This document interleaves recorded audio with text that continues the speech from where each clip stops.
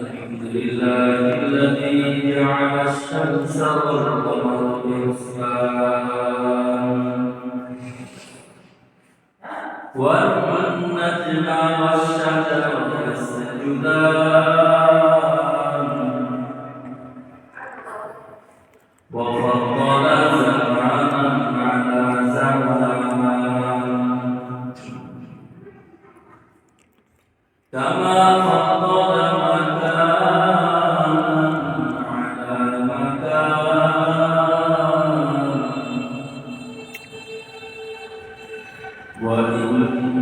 وإنسانا على إنسان ونشهد أن لا إله إلا الله وحده لا شريك له لا ضد له ولا ند له ولا مثل له ونشهد أن سيدنا وسندنا وحبيبنا وحبيب ربنا وطبيب قلوبنا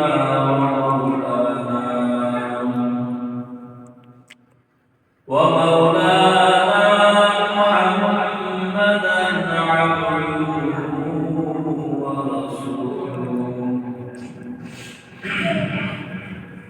صلى الله تعالى عليه وعلى آله وأصحابه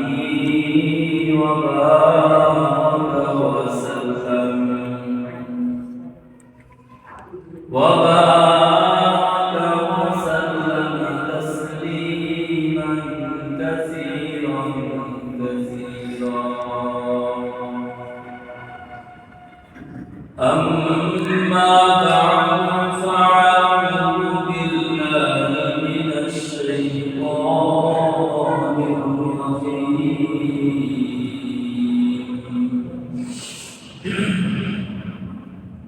بسم الله الرحمن الرحيم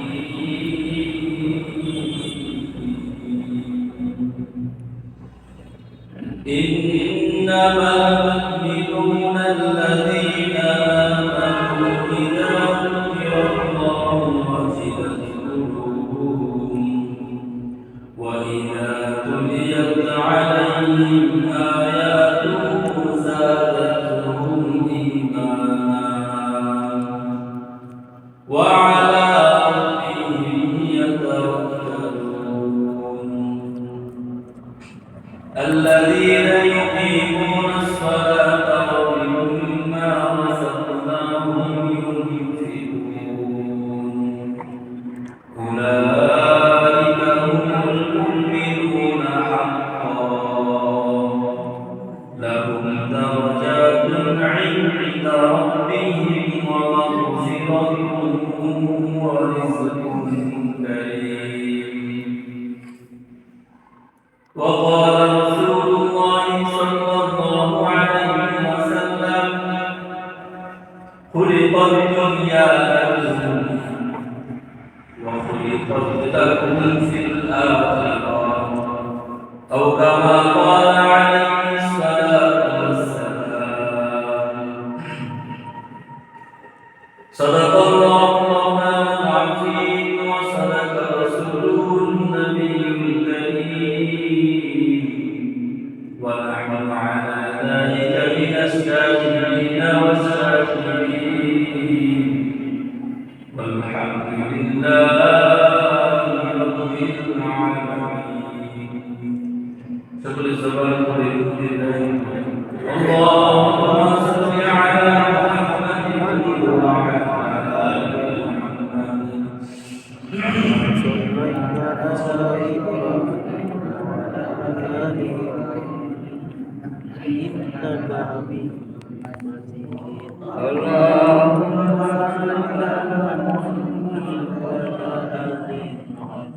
كما باركت على إبراهيم وعلى آل إبراهيم إنك حميد مجيد.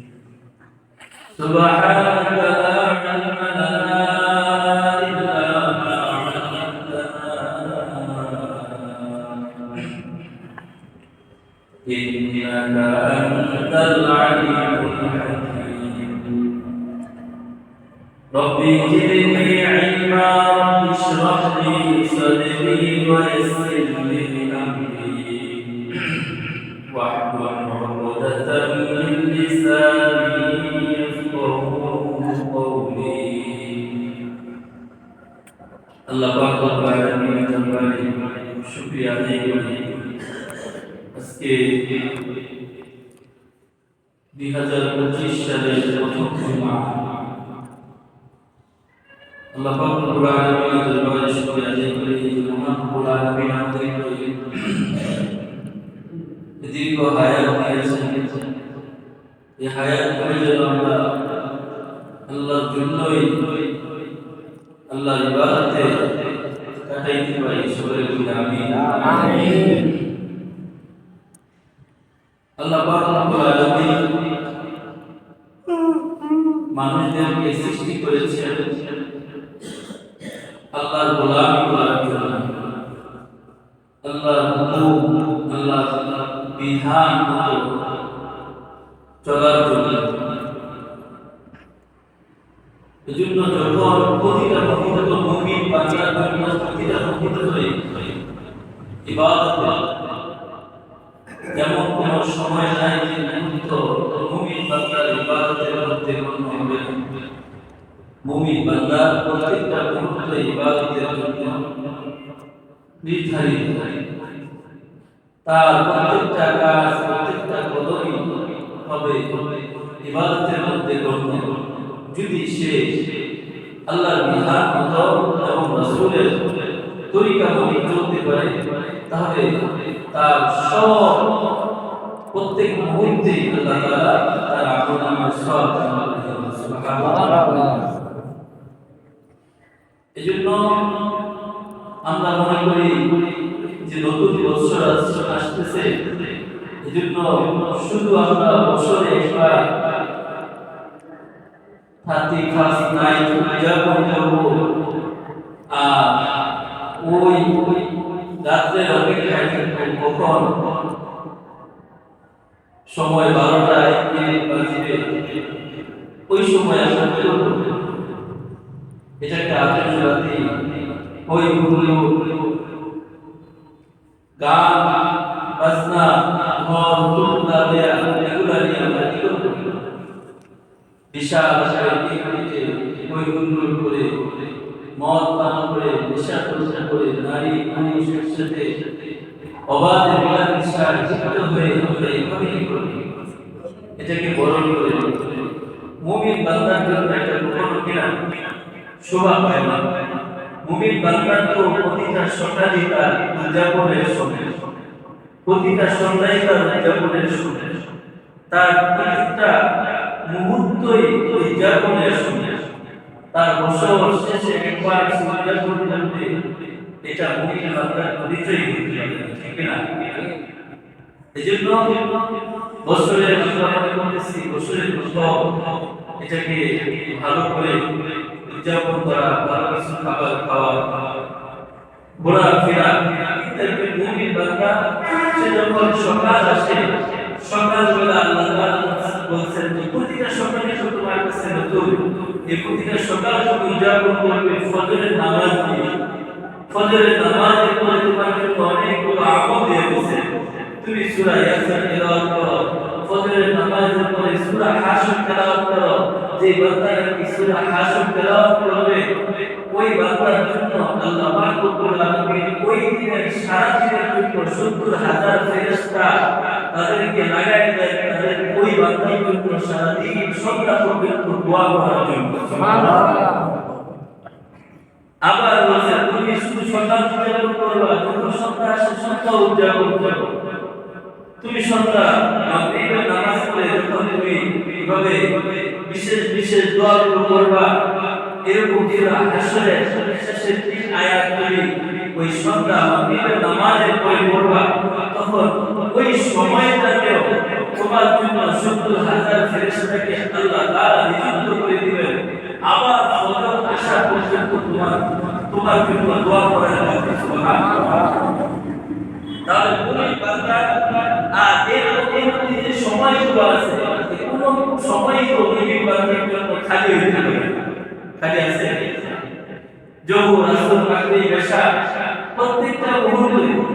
এরপরে বলছে শেষ রাত্রি, এটা তো আরো মূল্যবান আল্লাহর কাছে, এটা তো আরো দামি, কিন্তু আরো বেশি প্রিয় আল্লাহর কাছে।